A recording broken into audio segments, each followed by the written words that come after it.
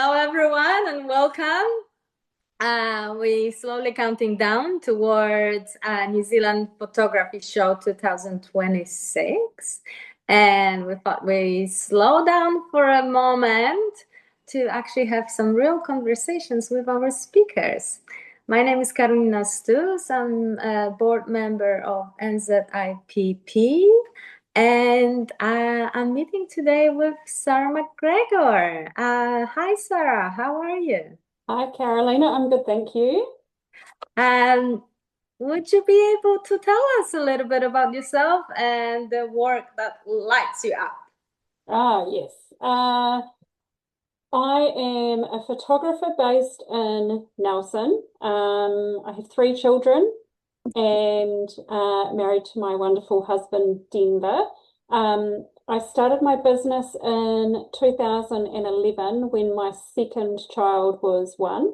Um, I started my business because I wanted to have him photographed, but there was nowhere to have him photographed. And at the time, I was a pharmacy technician. It was really hard trying to manage childcare with two children when I had to work weekends and my husband was away with work.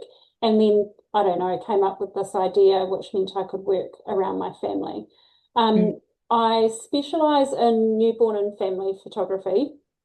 Stuff that I really, really love to do is the creative stuff where I can create for me and that flows through into my client work as well. But setting myself those goals to do something that's totally out of the box and unexpected is what really, really makes me happy. Yeah, Yeah, yeah, and yeah. you are so amazingly creative, which you show us last year, especially like Thank you. winning all those just like that and aiming just upon grandmaster and having one aim to have just this one goal and coming up with so many at once. Wow, that's amazing. So I'm just wondering, where are you getting that inspiration from? What inspired you to creative? Like how? Because so many of us just struggle with actually getting those ideas. Where are you Yeah. getting them from? Yeah, coming up with the ideas is, I think, the hardest part. Well, actually, for me, probably the ideas are not the hardest, but making the ideas into the images is what is harder.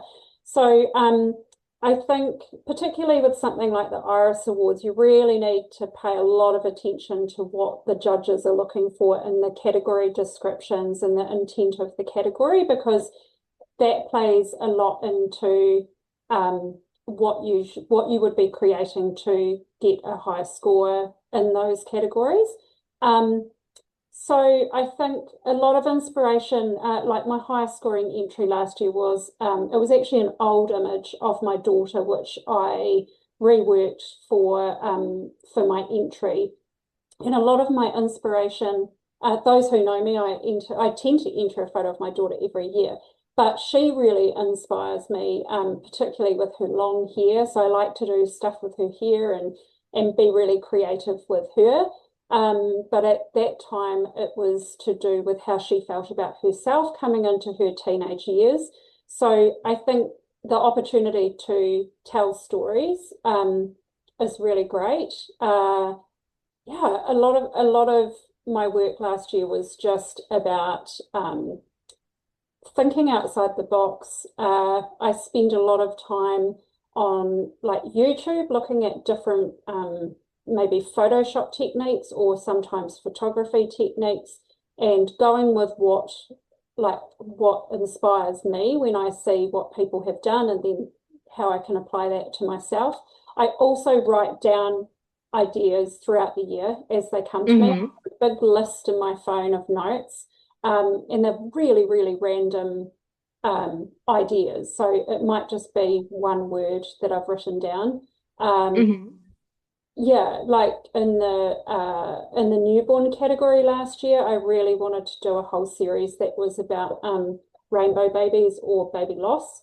Um, so all three of my images were about that, and then just the things around me that I see, which I know that I can add those elements in. For example, one of my newborn images featured a vinyl record.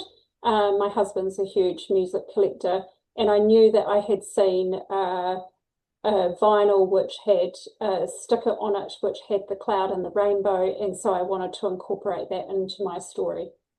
Mm-hmm. Okay.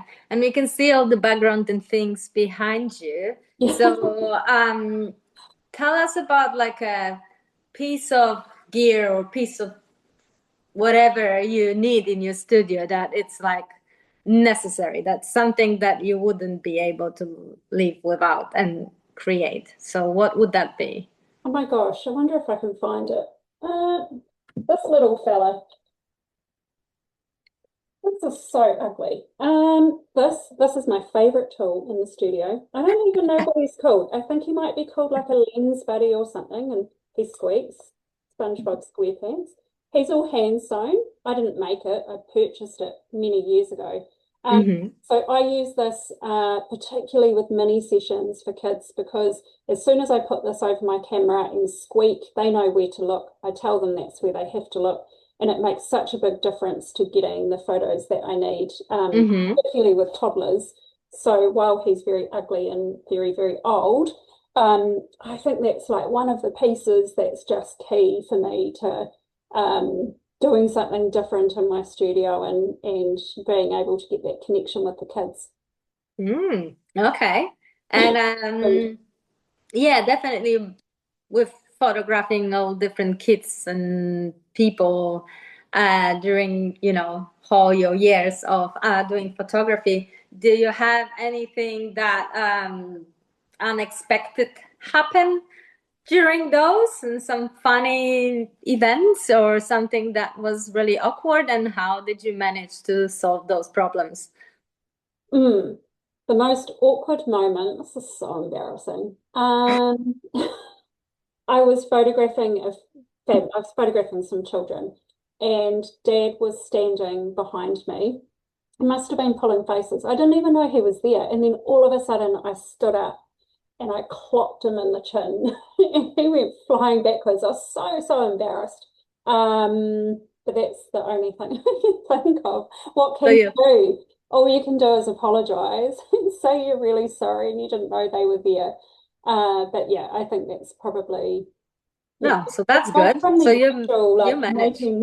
making families like I have photographed a family in December on their property and they were all in their pretty clothes and stuff and the mum had given me gumboots because I'm a real city girl, so I don't even own gumboots. And then like I saw this patch of wasn't even grass, it was like and it wasn't gorse, it was actually raspberry prickles and long reeds and stuff. And I didn't know the raspberry prickles were there. And I was like, let's go over here and photograph. So these poor like people in their jandals trying to walk through all the raspberry. And I'm going, oh no, it's okay, we don't have to do that. And they're like, no, it's fine. But I'm in gumboots, so I'm okay. Like, You were just yeah, fine. yeah, I Yeah. was fine. Yeah. Okay, so tell us a little bit what you just a little pickle of what you're gonna be showing. We know a little bit already, but how people can get ready and what they can expect from your presentation, your workshop. Yeah, so I've got two. The first session that I'm going to be running at the photography show is a live shoot. So I'm going to go through the process of coming up with that idea and pre-visualizing it to actually photographing it, how I would Mhm. photograph it. I don't use makeup or elaborate props for those who might have seen some of my behind the scenes type work that I've shown before. Everything I use is just stuff that I have in my studio, pieces of material, if that's what I've got. I don't really bring things in to do the photography. My Mhm. light setup for that is very simple. So I'm going to go through my process because the photography part of it is actually quite quick and easy to follow and something that you can do yourself at home or in your studio. And the second part of my workshop, which will be on the Saturday, is the edit of the actual photos that we photographed at the event. Oh, that's fantastic. So Yeah. good. I'm really looking forward to it. Okay, so one more question.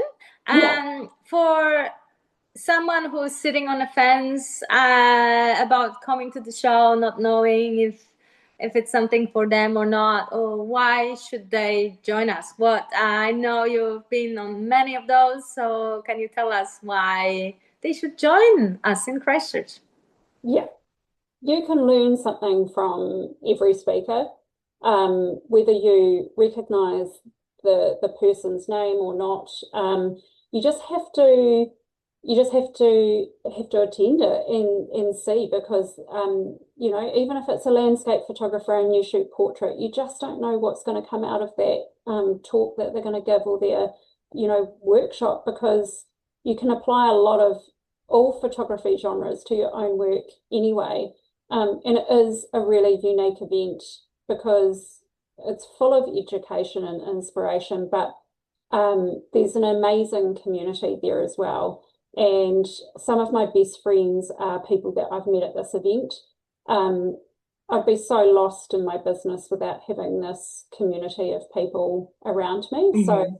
um, yeah, give it just take a chance and see what comes of it for you because it was a game changer for me in my business.